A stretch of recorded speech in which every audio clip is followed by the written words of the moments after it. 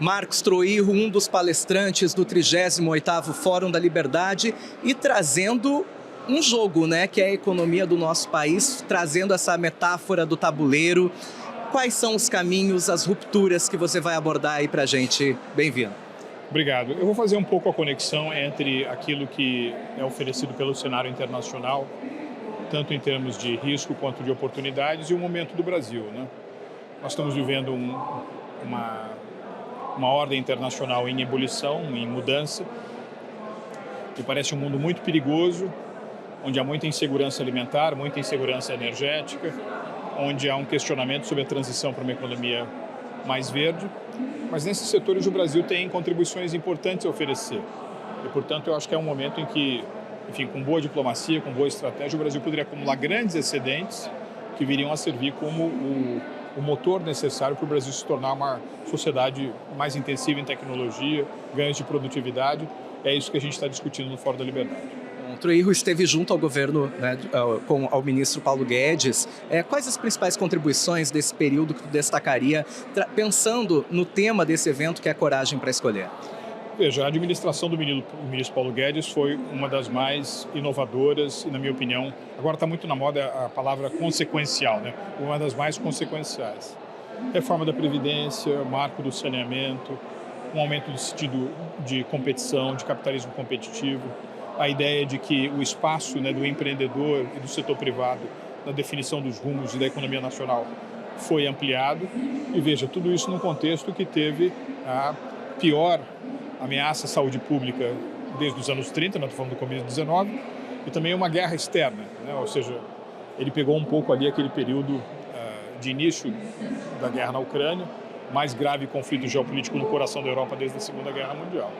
Agora, na área onde eu era o responsável, que era de comércio exterior e finanças internacionais, eu acho que a gente conseguiu coisas importantes.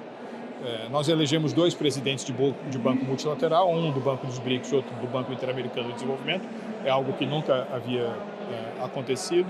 Nós pavimentamos o caminho do Brasil para se tornar membro da Organização para a Cooperação e Desenvolvimento Econômico, a OCDE, que é um clube onde se gestam regras muito importantes para o comércio, para o fluxo transfronteiriço.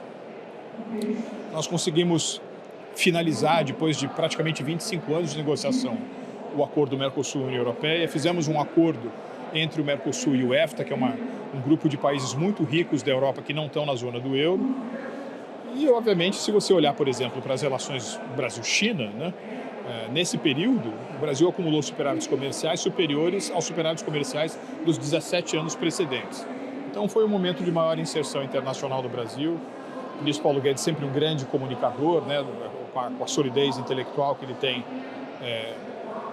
fez com que os investimentos no Brasil também se expandissem bastante. No último ano de governo, 2022, o Brasil foi o 3º maior destino mundial de investimento estrangeiro direto e foi também a primeira vez, desde 1982, que o Brasil teve um crescimento econômico superior ao crescimento econômico da China.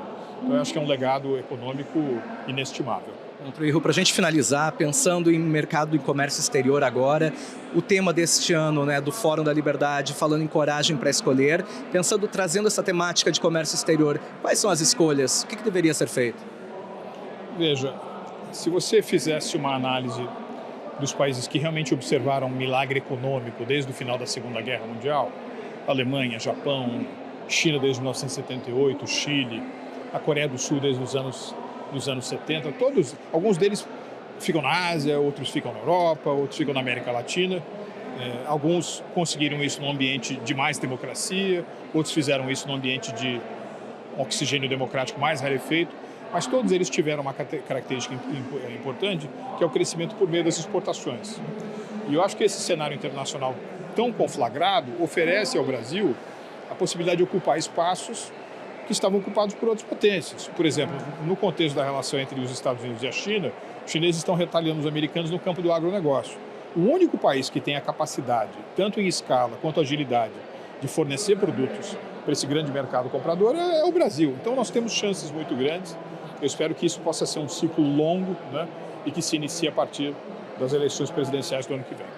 Marcos Troirro, obrigado pela participação com a gente aqui na República, falando sobre a importância do mercado exterior, das relações brasileiras e também as rupturas e caminhos possíveis para o nosso país.